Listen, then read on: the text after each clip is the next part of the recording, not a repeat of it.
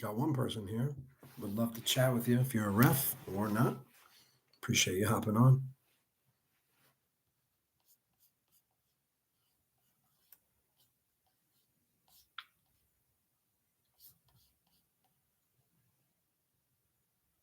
Oh, we can share a screen, huh? High school varsity in Georgia. Nice. I have family in Georgia. I visit there twice a year down in Loganville and Gwinnett County. We have a bunch of Crown Refs officials from Georgia. I don't know if you know Pedro Rodriguez, Brandon Tolson. Let me look at my other officials from Georgia.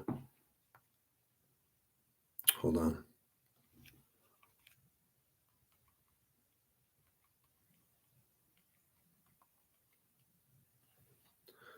Christian Cottard, Donald Gills, Brandon Tolson, Octavius Rush, Antonio Moss, Rashad Hanna, Aaron. I forget his last name, but nice. Okay, cool. Nice to meet you, Ty. Email me at crownrefs@gmail so we can connect. But hope you guys are enjoying the content. We got Nelson Albino, Board 6, Connecticut, second year, newly varsity eligible. So funny. I'm happy for you that you're able to make varsity in year 2. I know it's different in every board. It took me 5 years to do a varsity game. That's why one of my goals was I want to do a college game before I ever do a varsity game. And believe it or not, I was able to. And I tell that to people who are outside of the industry and they don't understand. But college and high school are two completely different routes. So there's a lot of different rules depending on which board you're on. You work with Christian this Saturday. That's what's up. Where did you work with Christian? Because I actually shot some content a couple years ago with Christian. Let me put my email, Ty, crownrefs@gmail.com. Where'd you work with Christian? Because I'm trying to think of the facility.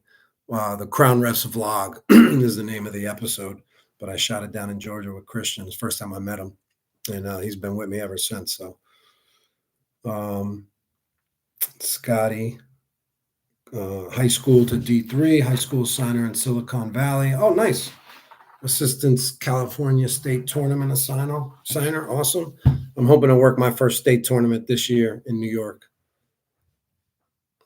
I just got to be eligible and do the minimum games and make sure I attend all the meetings. So, but hopefully you guys have been enjoying a lot of the content that we're putting out. You can find us on all channels at Crown Refs, YouTube, Instagram, TikTok, LinkedIn, where we're at. We also have a great community of officials with over 300 refs from around the world that are part of the Crown Refs community on Patreon. When you join the Patreon, you get access to basically the whole Crown Refs library of content. In addition, you get to join our community of officials, where we have over 300 from around the country, around the world, on all levels. From first year refs all the way up to the G League and everything in between. We do training sessions every week, so I put out a schedule every week. Actually, I posted it this morning. This week we have 3 training sessions. 2 of them are private because I do the one-to-one training, but usually we always have a group session. This week, 7:15 a.m. We actually are starting a new podcast series called the Commuter Chats. So just to give you guys a little idea of what's going on behind the scenes with Crown Refs. I have 5 minutes before I got to bounce, but I'm happy to answer any questions you guys have. If you have any referee questions, any personal questions for me, questions about the content, I want to hear what's on your mind. I want to hear what your struggles are. Which part of officiating gives you, the most difficulty? Those are the areas I like to help out in. So, thanks, Nelson. Been enjoying the content for a few years. My first season, I remember a couple times implementing some tips. Awesome. Appreciate your a couple years of support.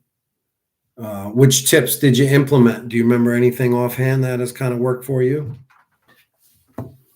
Is it the signaling content or communication content? We try to cover all the areas of officiating because, as you know, there's a lot to learn, there's a lot to know. So that's why our Discord has 36 channels. I'll show you our Discord. Head coach communication. Yeah, so that's our rapid responses series. So anytime I'm speaking about better ways to communicate on the basketball court, that falls into a series I have called rapid responses. It really started as just quick hitting responses, what to say to a coach to kind of de-escalate them and move on. And that's still a major component of it. However, it's kind of scaled up to a whole approach, mental and emotional, the mental approach to coaches, right? And so it gets into a lot of the mindset that I think we should have. And then, of course, the tactics, what to say, when to say it, how to say it, what to talk about. There's a lot that goes into that, and I think we as officials are a little soft overall on our game management of coaches for the most part. I think mostly, definitely on the high school level. And I think on all levels, to be honest with you. I just think we allow way too much. That's something I think I've improved on over the years is, just not letting unsportsmanlike conduct go unnoticed or, not responding to it. My favorite content and now my pet peeve in my pregame is taking a hit on the chin. Taking a hit on the chin. You're speaking of like calling a foul on incidental contact?